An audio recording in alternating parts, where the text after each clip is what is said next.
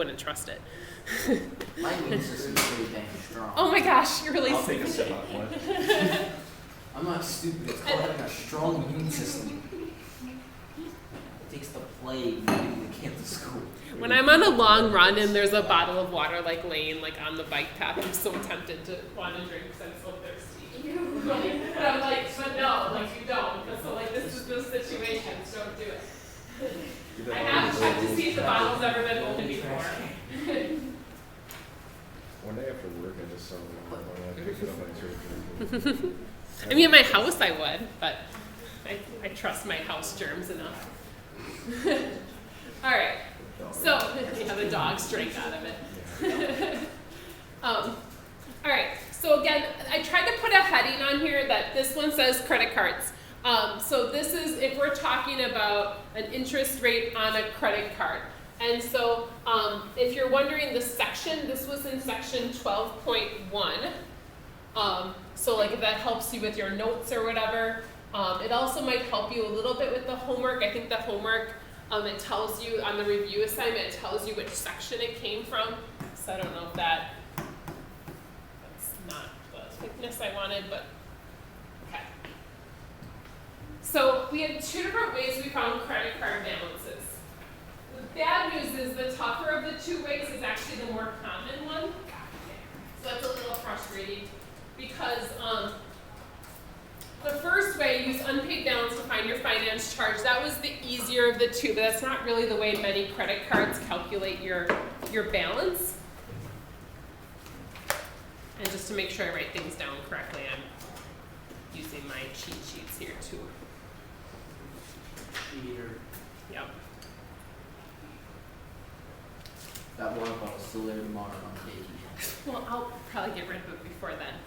I usually use it to water my plants, my little plant back there. All right, so whatever is the unpaid balance, we just pay, we take the percentage of, so the percent,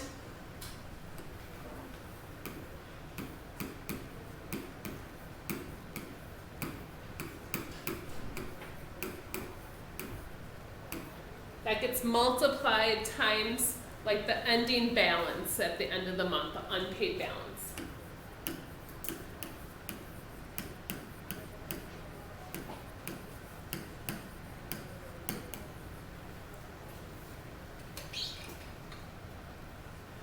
And we have to find like there's like a thing you have to do to find the average per day.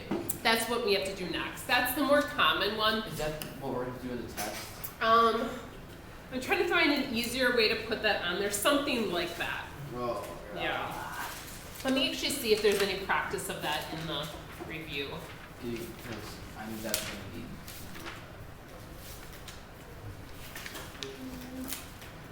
Do you find what you need? Yeah. I have a chart over here if you just want to Is see. this your water bottle? Is that your water bottle? That one's not mine. Are you sure? They've been debating drinking it. And I'm like, It's- can we? Even the hand sanitizer is so different. It does. It has such a nice. Go liquid all over the place. You just put hand sanitizer over the lip and you're good. I don't think that's how it works. Ryan, you are here. Just drink some bleach after. It kills all the bacteria, bro. Yeah, and you. Even better. All right.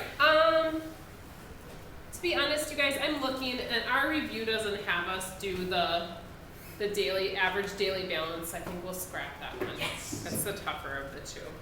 Even though this one's more common, the average daily balance, that's probably what your credit card would be factored on.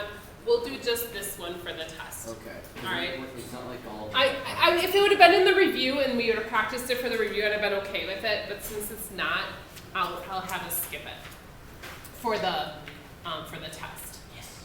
It's obviously something you should know how to do, but Yeah. but not like It's not like we're getting credit cards tomorrow. right. Or like it's not like you spend time like figuring exactly that. Yeah. It's not like you're an accountant or. Yeah, so they do the unpaid balance. And then just understanding how things get added with a credit card if you spend more money, you have to add that on to your charges Spend more each money, you month. have to pay more. Yeah, so this will not be on the test.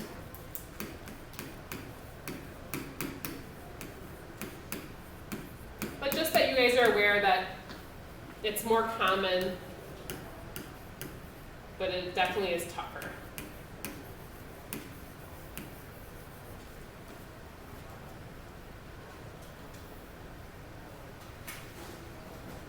Alright. Now installment loans is what we talked about in section 12.2. And this was our first like crazy table that we looked at. The 3-page one. Oh no, maybe, was that 3-page table? That No, was- this one was just a 1-page. Oh, so 3-page The 3 one was, loans. oh, that was from last chapter, wasn't it? No, taxes. I'm getting our stuff all mixed up. Um, I think taxes was last chapter. Oh, that's right, because we had to use the big packet for the last class. Yeah. See, you already got through that and it went fine. Weren't you the one that got it right? The one that you were Yeah, but so scared about? I swear I thought I got it wrong. Okay. Like 100% wrong each step.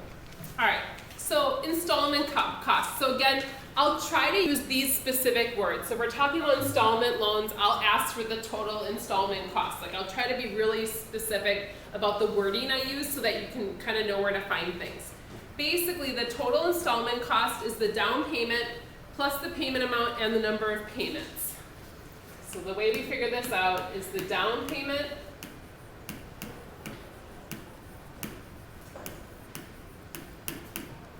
plus, that should be a plus, not a T there, payment amount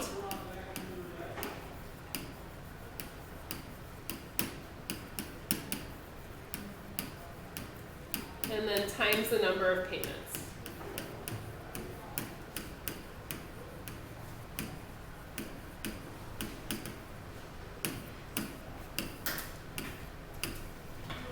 Oops, I didn't want to put it in parentheses there.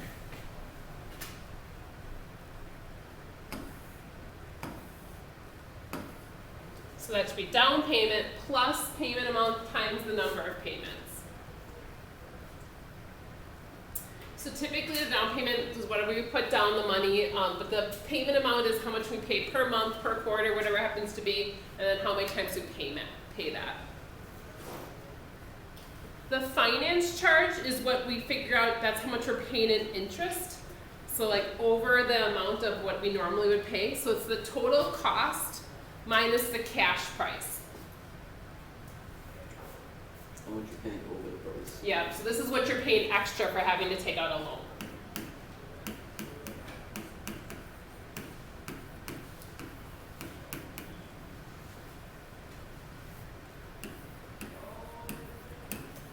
So this is basically what the money that you'll never see again that the bank gets for giving you a loan. You pay the bank for giving you. Yeah. This is what you're angry about. Grr.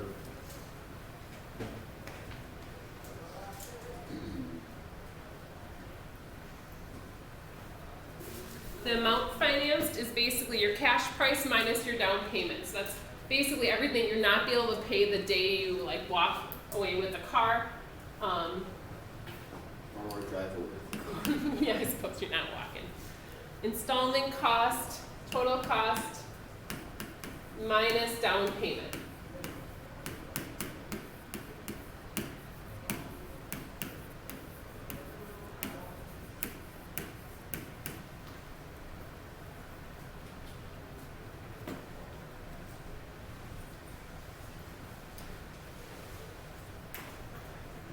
Oh shoot, I'm wondering if we're gonna have to put one of these on the back. There's two different APRs. There's an approximate APR and then the exact one using the table. So let's make this one oh, this one says using table. We'll leave this one as using table. So, and then we'll just add this one to the back side. So APR using the table, it's the finance charge times 100 divided by the amount financed. Finance charge not enough ends.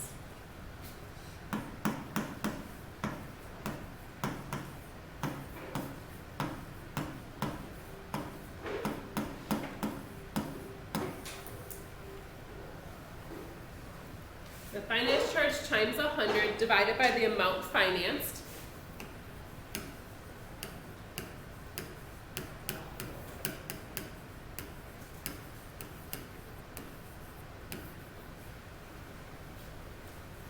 And then you go to your APR table.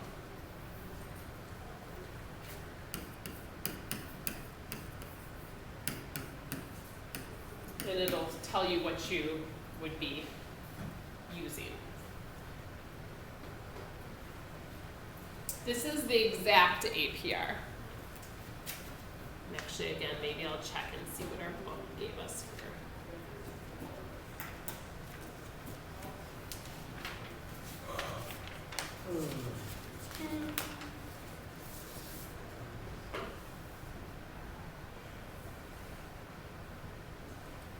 And I guess they have us just using the table, so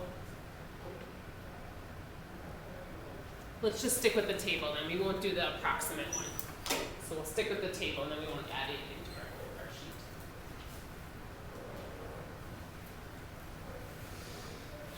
All right, so all of this was from section 12.2. Watch out for those keywords, like making sure that you're kind of locating those and you know what you're talking about. The next one is real estate loans. It's a little bit out of order just because of the way the sheet fell. I just could fit it here, so I put these all together. So real estate loans was actually the thing we talked about last. So like I said, it's not probably technically from this part. So this is 12.5.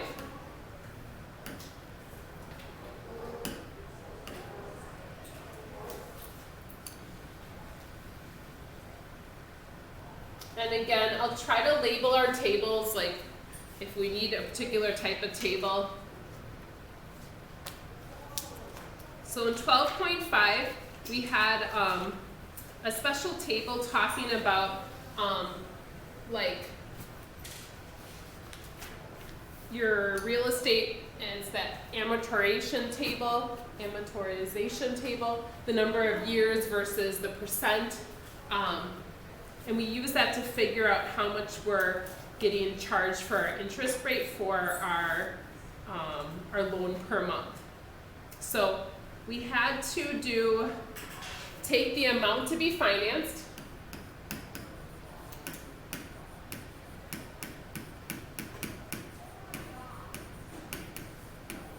and we divided that by 1,000, if you guys recall. So we got a number, like usually a 3-digit number typically. And then we went to the table to multiply that number by the table.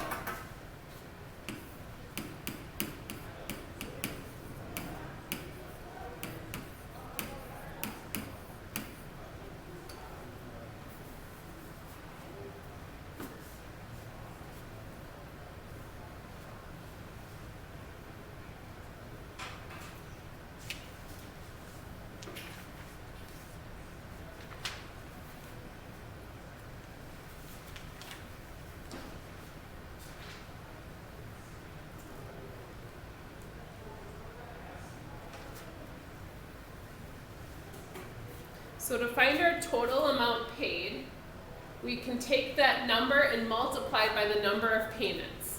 So your monthly payments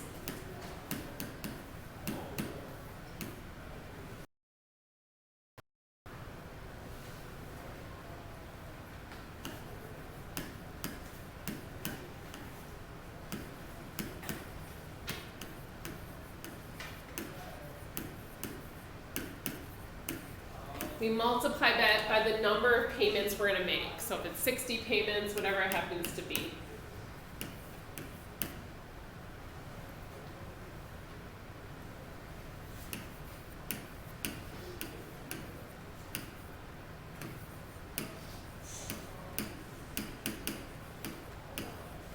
Times the number of years and months. So like if I did it for 20 years at 12 months, we'd have to multiply it that many times, and that would give us the total amount paid. So the finance charge is basically the total amount paid and we subtract off the amount financed. So that's when we figure out how much we paid over like what we really thought we were paying.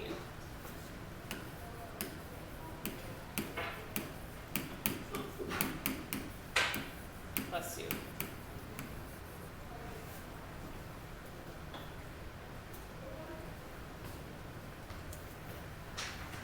So if you're ready, you can flip the page over to talk about escrow, which is actually still part of real estate loans. So this is kind of a continued section.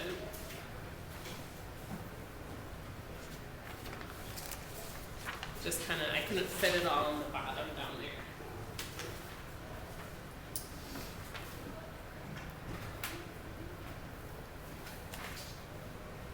So escrow is when they tie in our property taxes and our insurance payments into our loan.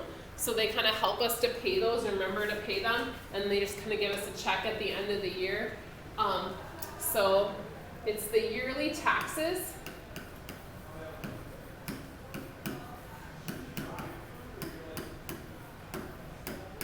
And insurance. And we divide that by 12, and we add that onto our monthly payment. So this gets added onto our monthly payment. So